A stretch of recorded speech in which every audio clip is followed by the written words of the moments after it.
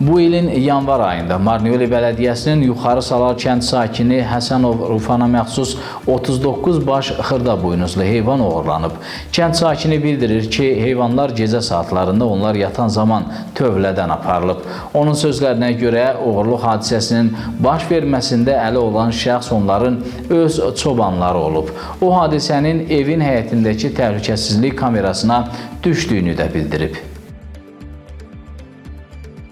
Hadisə yanvarın 10 günü açılacağı.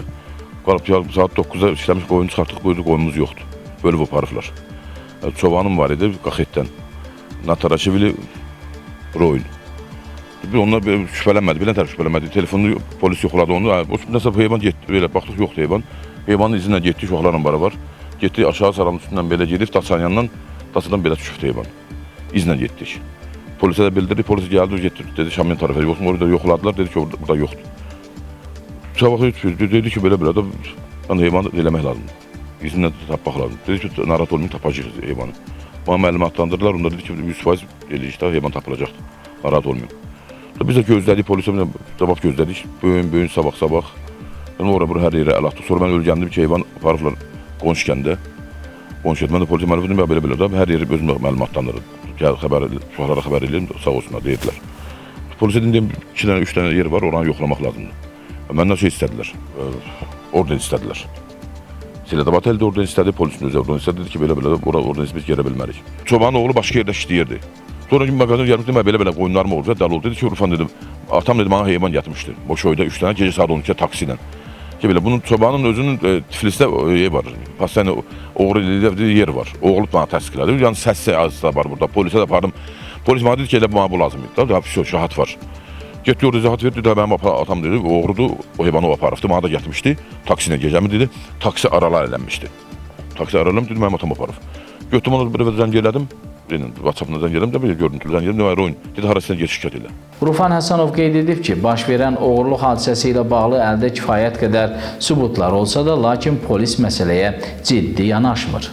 Yəni, Daxili İşlər Nazirinə şikayət eləmişəm, 112-yə zəng eləmişəm, 2-3 dəfə, Maron Ləsəni Milisəti çağırdı orada, tədbir gördü, dedi ki, o tapın elini tutulmalıdır. Orden dedi, ben orada Silədabad hələ dedim, dedi ki, orden lazımdır.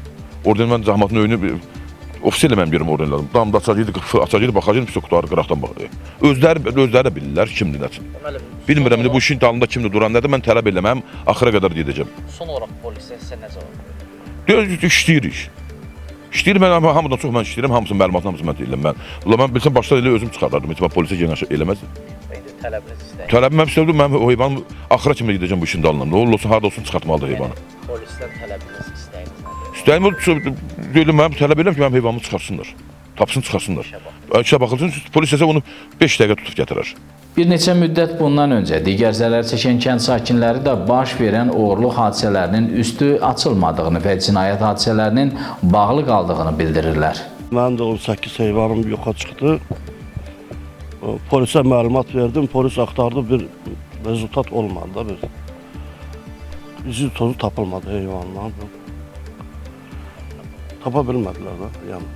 Tapılmır da oğurluqlar. Söhbət yəni oğurluqdan, dələduzluqdan, tüllaflıqdan gedir. Şəxsən bizi də qeyri-hökumət təşkilatı olaraq bu yersiz məsələlər, problemlər çox narahat eləyir. Yəni bu aidiyyəti qurumlara, Uçaskovya, Naçalnik addelə, yəni hamısına olan vaxtı isti məlumat verilib. Təəssüflər ki, məsələlərə çox sərin baxılır, işə olduğu kimi baxılmır. Yəni məlum olur, şübhələnilən insanlar var, ona bu polislər göz yumur.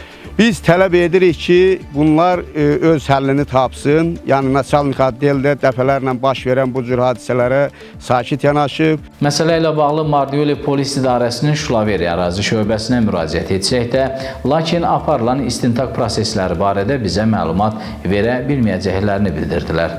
Qeyd olundu ki, aparılan istintaq prosesləri ilə bağlı Daxili İşlər Nazirliyinin mətbuat xidməti ilə əlaqə saxlayın. Bundan sonra mətbuat xidmətinə müraciət etsək də, lakin araşdırılıb bizə cavab veriləcəyi qeyd olundu. 2 gün ərzində Nazirliyin mətbuat xidmətindən isə heç bir cavab ala bilmədik.